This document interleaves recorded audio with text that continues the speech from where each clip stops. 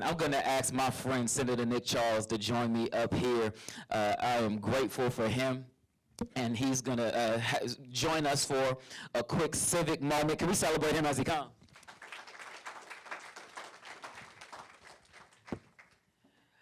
Senator Nick Charles is a lifelong Prince Georgian and a member of the U.S. Senate. I met him when he was Delegate Nick Charles. He serves the 25th Legislative District, which is where District Heights is, and so he is my senator, and he serves our community over on the District Heights, Forestville, Suitland, and all the Largo, all the Kettering, all Mitchellville. Hills. You got a mic, tell us. Andrews Air Force Base. Westphalia, Andrews Air Force Base, like I said, Largo, Kettering, Mitchellville. We got over Yes, sir. 130,000 folks in District 20. Beautiful, beautiful. And he is a product of Largo High School. Looks like Largo High School is producing a whole lot of our leaders in our community recently, man. Look, the Lions, man, they do something. They do something. I did go there. Ninth and 10th grade, I was in Largo. Yep. I probably wish I could. I would have too.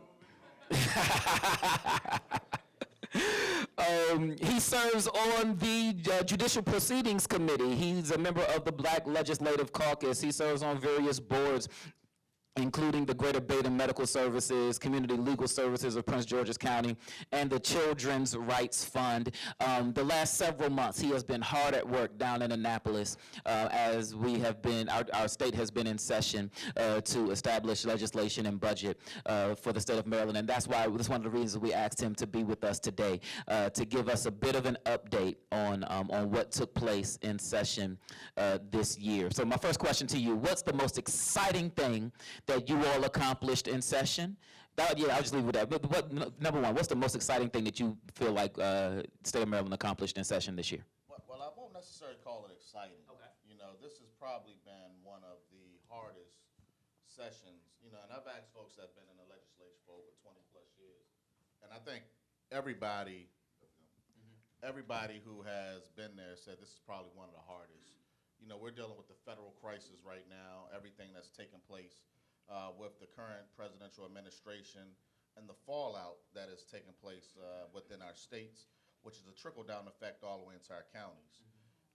In addition to that, we had a $3 billion budget shortfall. Everything's all good when you got money. But when you don't have any money and you have to figure out how you move forward with less, that was a very strenuous time, and everybody's asking for money. And so it's hard to dole out dollars to organizations that are doing some phenomenal work when you really just don't have as much as we used to. And in addition to all of these things, it was just a tough time with all these layoffs, like I said, the federal government issues. And then in Prince George's County, we knew we were going to be up against possibly losing the commanders. And so all of these things made us have to really dig our heels in and focus in. And so the first piece of legislation that really stands out was the Protect Our Federal Workers Act. We knew that we could not go through session without having something that we could hang our hat on to make sure that our federal workers were protected. And so with all of the illegal firings taking place, the bill that I sponsored in addition with Delegate Jazz Lewis, he was the crossfile on the House side, we were able to put a bill in to give the Attorney General's office more bodies so that they will be able to bring the lawsuit to the federal government to protect those workers who were fired illegally. In addition to that, we also had a portion of that bill which added more dollars to for supplemental income for unemployment. How many of y'all been on unemployment before? $1,800 a month is the max. Imagine going from making six-figure salaries or even $80,000 a year or $70,000 a year to making $1,800 in a month. And so with the amount of layoffs taking place, we had to have some type of supplemental dollars go in place to help folks as they're going through this transition. And in addition to that, with all of the layoffs, where do these people go? Where do all of these workers go? And so we knew that in Maryland, there were a lot of vacancies at the state level. at our local levels, within our school systems, within the folks we have quasi-government agencies, the folks that we have regulatory authority over. So at least in Maryland, we wanted to make sure that we expedited the process for a lot of these federal employees who were being laid off. And so these are some very critical steps in a time like this. And Maryland is stepping up. And then you got other states like Virginia, whose attorney general has not filed any type of lawsuit against the federal government. And obviously that's because of party line politics. But in Maryland, our attorney general has filed a lawsuit, and we're giving him the tools to actually hold the federal government accountable. So we are working through all of those issues. And I will say that was the probably one of the most important bills we passed this year. Good. Thank you for that. Can we celebrate that? I think we lamented what we saw as we watched the news, and of course, not only watched the news, but watched our emails for many of our members. But we also wonder, what can we do? So thank you to the state of Maryland. Here's my question, a follow-up to that. How can we direct our church members, our community members who may have lost their federal government job to those resources that you're describing, as far as maybe potential openings for them to pursue? Well, like I said, it's in Maryland, it's a partnership all through and through. And so we're blessed to have an amazing governor of Westmore. And immediately he put forth a website through the Department of Labor that has all of the links to the hirings. So if you just go to, just Google Maryland state government federal workers help, you'll be able to see the link, and once I can get you the link so we can have a more direct source, but it's online. You share that with your folks, and I think a lot of you guys have been doing this already too, but working with other elected officials. All of you all are not in my district. Some of you are, but not all of you are in my district. But working with other elected officials and bringing them out with other agencies. One of the things I did just yesterday. Instead of, we're doing a lot of focus on federal employees as well, but we can't forget about the babies and these kids. And so I did a career workforce summit with all of the high school seniors in Legislative District 25 over at the community college. And there were jobs there starting at 50, 60, 70,000, going all the way up to $384,000 a year as an electrician. Really? Where? Oh, electrician. Okay, man. And when I tell you, that would be an upgrade from you. Hey, Bobby, when I tell you, some of these kids didn't go past. I tell you, hold on, man. How much money you make right now? Nothing. $384,000 within 5 years. And so them kids start running to that back table and signing up. And then we had some of the military folks. I'm a product of the United States Air Force. And, I know what it has done for me. And the Navy had a $100,000 signing bonus that you get up front. $100,000. I said, how much money you got in your bank account? Go talk to those people. Right. The Army was there. They had a $60,000 signing bonus for different jobs. And so, there were different jobs there. But we're not only taking care of our federal workers, but we're also making sure that we still focus on our babies, because those kids, once they graduate, they're back out into society. They had a place to go when they were in school. And so where are they going to go when they're not in school? And so creating those opportunities and spaces for them, we have to continue to focus on that. And so the churches getting involved in doing those things and working with other elected officials to bring some of these events directly to your church, I think will be truly helpful, not only for the kids that go to your church, but outside the community, outside of those four walls that you worship in every Sunday. Like Pastor Manning said, we got to start looking at reimagining what the church is and start to bring folks from the community surrounding the church right there so that we can provide these opportunities. Beautiful. So yes, when we get that link, what we can do, we'll put that in the collective connector so that when you all receive the emails from us, you can share that link with everybody you know, particularly if you know somebody who has lost their job in the federal government. We'll make that link available to everyone. What would you say is the most concerning bill that passed or bill that didn't pass in session? Just something that I wish we could have done that differently. Loaded question right there. Sorry about that. You know, there was a bill this year, and it was tough. It was a very, very tough discussion.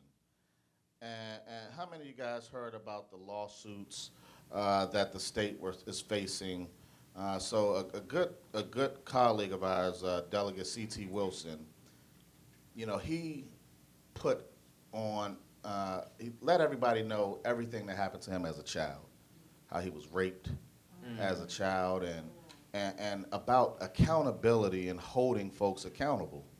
And so we removed caps from being able to sue folks. And what ended up happening is because it opened up about the Catholic Church and a lot of the predatory things that were happening within the Catholic Church. And it also opened up wounds about what was taking place in a lot of our juvenile detention centers. And there were so many young men who were sexually abused at the state institutions. And when you looked at the total amount of young men that have been abused and the way the law was written and the impact that it would have on the state while we're already at a $3 billion shortfall, the fiscal impact of the state was up against a huge hurdle. And we had to take a tough decision as to, do we put limits and caps on this, or do we keep it the same? We would have bankrupted the entire state of Maryland. We would not be able to provide services.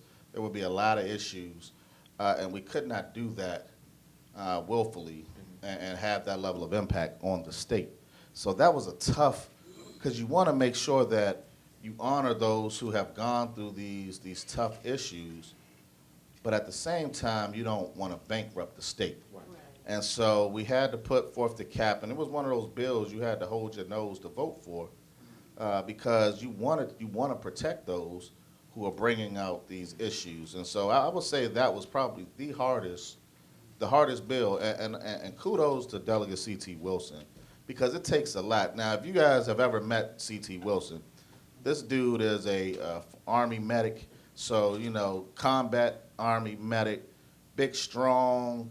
You know, this dude, former prosecutor, defense attorney. So anybody get in trouble in here, call C.T. Wilson, because that dude will get you off. He's a defense attorney. He's a bad boy. But to open himself up and let everyone into the scars of his past, it was something that was very commendable. And so it was an honor to stand with him, to be supportive any way that we could. In what ways, what are maybe some upcoming legislative issues, or maybe some kind of standing in wait legislative issues where the faith community's voice will be especially valuable in 2025 into 2026? So we're in session. How many of y'all know when we go into legislative session? I know, because our church administrator works for Delegate Harrison, and so I lose her between January and April. So we are in session January through April every year. Got it right. Yes, he did. Yes, he did. And so during that process, we're building out our legislative priorities prior to January. And so we're looking at all of the issues that are impacting the county. Like, we actually may end up going back into session early, because we don't know what the federal government is going to do with this upcoming budget. So we still have to go and look at, whether it be Medicare, Medicaid cuts. How do we work through those issues? And so how does the church start to plan ahead? I think really stand lockstep. How many of you guys know your senator, since I'm a senator, know the senator for your district? How many of you guys who didn't raise your hand actually invited the senator from your district to your church? I think that's the first step. It is a two-way street, and I think we have to be very open and honest. You know, I try to go visit at least a different church in my district every Sunday. not for votes, but for community building. And I let folks know that my door is always open. When folks don't know who I am and I don't know who they are, I think that's a travesty to our community, that our faith-based community don't know who the elected officials are. The elected officials don't know who the faith-based community is. And we have to change that dynamic.